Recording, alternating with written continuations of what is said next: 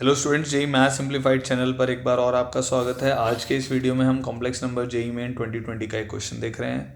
अगर आप इस चैनल पर नए हैं तो please JEE math simplified channel को सब्सक्राइब करें और अपने फ्रेंड्स में शेयर करें। अगर वीडियो आपको अच्छा लगता है और आप ऐसे ही चाहते हैं कि मैं और भी वीडियोज़ बनाता रहूँ तो प्लीज़ जाते समय लाइक का बटन ज़रूर दबाएँ।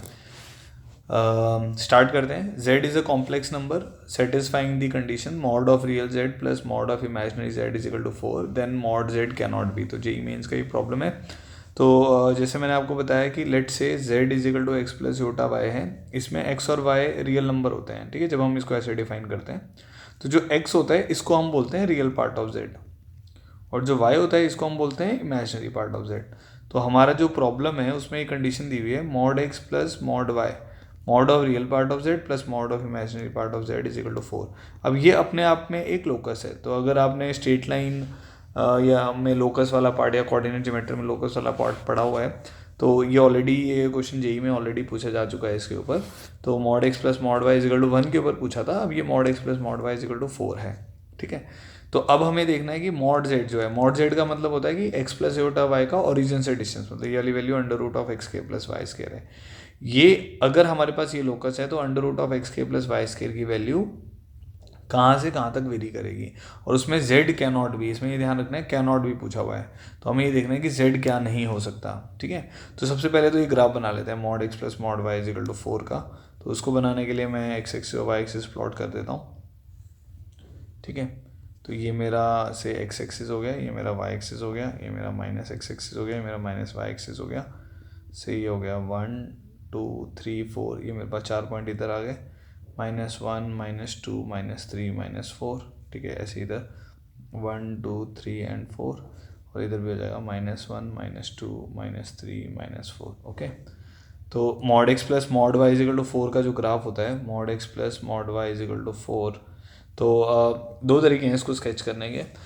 एक तो ट्रांसफॉर्मेशन है कि अगर आपको x टू मॉड x वाली ट्रांसफॉर्मेशन आती है, y टू मॉड y वाली ट्रांसफॉर्मेशन आती है, तो आपको x plus y equal to 4 बनाना है, फिर मॉड x लेना है उस पर, फिर मॉड y लेना है, ग्राफ बन जाएगा। दूसरा तरीका जो ज़्यादा सिंपल है, जो सबको समझ आता है कि फर्स्ट क्वाड्रेंट में ये x plus y is equal to 4 में ओपन अप हो जाएगा, क्योंकि फर्स्ट क्वाड्रेंट में x भी पॉजिटिव होता है और y भी पॉजिटिव होता है। तो ये कौन सी लाइन बन जाएगी, x plus y is equal to 4, ये वाली लाइन बन जाएगी, ठीक है। ये बनानी आती होगी आपको।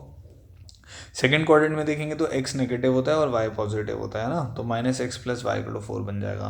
तो y को 0 डालने पे x माइनस 4 आएगा, x को 0 डालने पे y 4 आएगा, तो वो ये वाली लाइन बन जाएगी, ठीक है। तो ये वाली लाइन बन गई minus x plus y is equal to 4, इसी के ऊपर लिख देते हैं ये x plus y is equal to 4, ठीक है।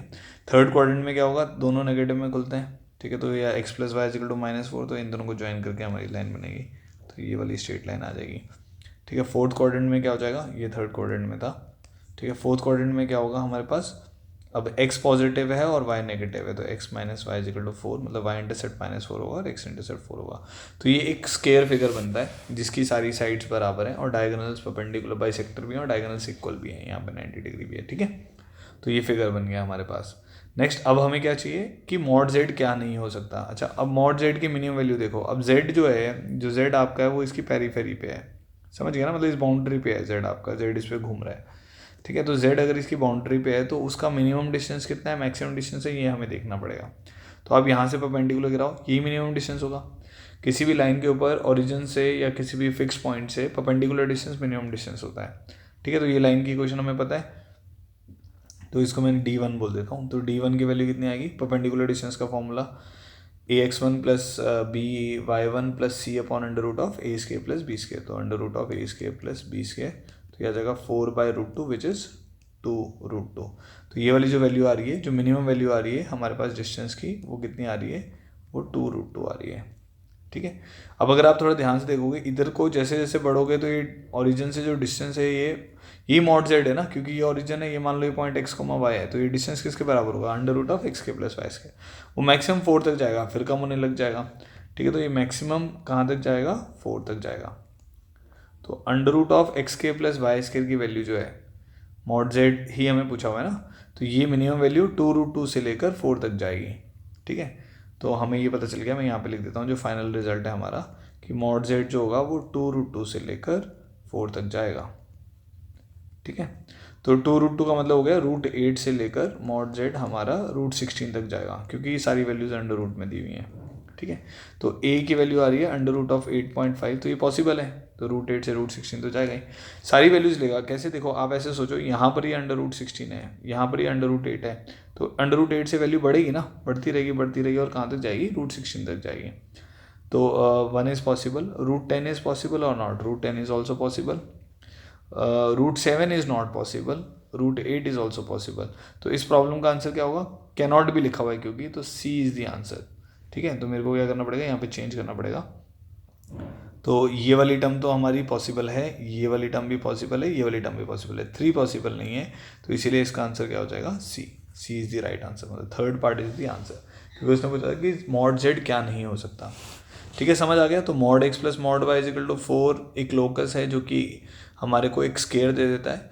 उससे फिर हमने देख लिया कि ओरिजिन से जो मिनिमम डिस्टेंस है वो √8 के बराबर है और मैक्सिमम डिस्टेंस √16 के बराबर है। तो मॉड z की जो वैल्यू है वो क्या नहीं हो सकती, √7 नहीं हो सकती, क्योंकि √8 से कम है, ठीक है। तो मॉड z हमारा √8 से √16 है, तो √10 भी हो सकता है, √9 भी हो सकता है, √15 भी हो सकता है, √12 भी हो सकता है, बट √7 नहीं हो सकता, √17 नहीं हो सकता, ना तो √8 से छोटी वैल्यू ले सकता है, ना √16 से बड़ी वैल्यू ले सकता है। तो उसके हिसाब से हमारा आंसर क्या रहेगा, option 3, which is C option. I hope आपको ये वीडियो अच्छा लगा होगा। अगर आप और कुछ भी चाहते हैं कि मैं प्रीवियस ईयर के क्वेश्चन सॉल्व करूं या 1 शॉट वीडियोस बनाऊं या ऐसा जो भी आप चाहते हैं, प्लीज़ कमेंट बॉक्स में ज़रूर लिखें और इस वीडियो को लाइक ज़रूर करें। Thank you so much for watching.